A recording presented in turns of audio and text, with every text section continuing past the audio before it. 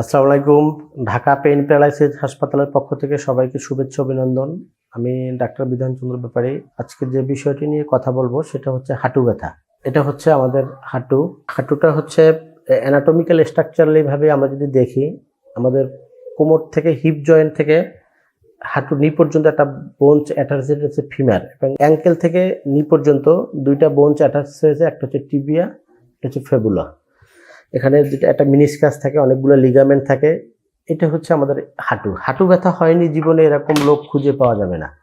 জীবনে কোনো না কোনো বয়সে নির্দিষ্ট কোনো কারণ ছাড়াও হাঁটু ব্যথায় ভুগছেন এরকম লোক অনেকেই পাওয়া যাবে। আজকে সহজেই দুইটা ব্যায়াম দেখিয়ে দেব, যে ব্যায়ামগুলো করলে আপনি হাঁটু ব্যথা থেকে সহজেই মুক্তি পাবেন।